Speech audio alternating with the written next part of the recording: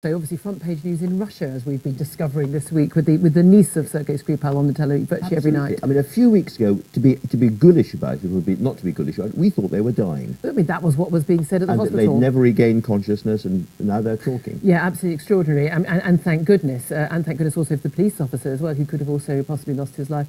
But this is the interesting thing. I think the more interesting thing about this is not that actually the idea that the Americans could help with offering alternative identities and a new life in America, much easier to protect them. The concern being they have to be in a Five Eyes country, one of our biggest sort of staunchest allies, but we know that we can keep them safe. But Five Eyes. Five Eyes. Well, you know, What's yes, it's Five Eyes. It's basically it's the Anglosphere to all intents and purposes. But it's interesting that the Russians are demanding to meet with Yulia now she's awake. Yulia apparently doesn't want to meet with them, and of course we know yesterday the niece's visa hasn't been granted. But it is interesting what Boris Johnson said, because we had some extraordinary scenes this week at the Russian embassy with the Russian ambassador playing sort of comical alley. We were back to Iraq, Baghdad. Very bizarre. Yes, there's nothing to see here while the bombs are dropping behind him. What Boris is writing today in the papers, trying to exculpate... It's in the Sunday Times. It's in the Sunday Times.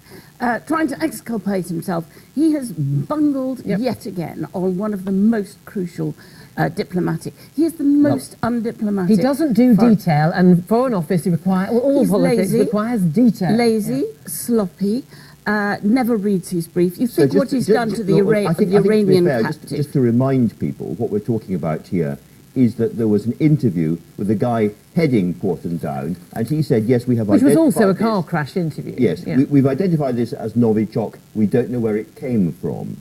And that seemed to contradict what Boris Johnson had told German television, where he said they were absolutely categorical. He'd spoken to the guy at Porton Down. His words absolutely categorical. There wasn't actually a question there. He said, this guy, no question about it. And the handling of, as we know, the handling of sensitive intelligence information is so important. You get it wrong, you discredit everything. But it's interesting that the Labour leader, Jeremy Corbyn, isn't even given the most sensitive information because it's not thought... Well, what's interesting is that Boris Johnson here is trying to put the blame onto Corbyn. I mean, Corbyn is not the story in this. Whether he acted well or badly, he's not the story. He's calling him infantile and a Kremlin's useful idiot.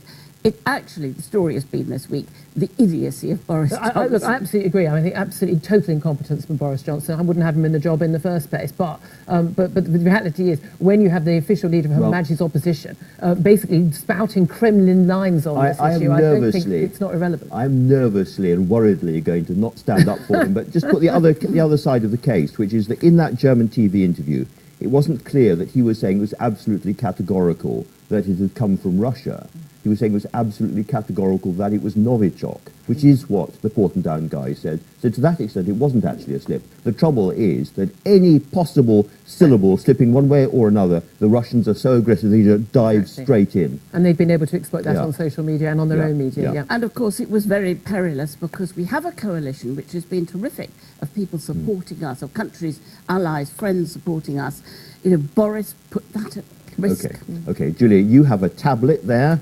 And you're going to tell us about something else the Russians have been up to. Well, indeed. And again, he says, let's all be terribly surprised at the idea, are the Russians using chemical weapons? Well, they're backing a Syrian regime which is using chemical weapons. It's believed overnight, this attack on civilians in eastern Ghouta, leading, of course, all the news broadcasts today. A hideous story. Yeah, I mean, this is the Guardian copy from earlier this morning saying 41 dead. It looks like, I think, 70 possibly, and many, many hundreds more. Again, targeting innocent civilians, children hit in this chemical attack. We've got to stop the nonsense that they are not using chemical weapons. They are using them. And of course, I have to say, I do think we need to remember that it was our country that chose not to get involved even after chemical weapons attacks as a result of votes in Parliament led by former Labour leader Ed Miliband. The Middle East is aflame again. I mean, there's lots of Palestinian kids being killed further south as well by the Israeli forces. But these are lessons. We learnt lessons from Iraq and Afghanistan of what happens when we do it, when we get involved and get it wrong. Well, now we've learnt about what happens when we don't get involved and get it wrong.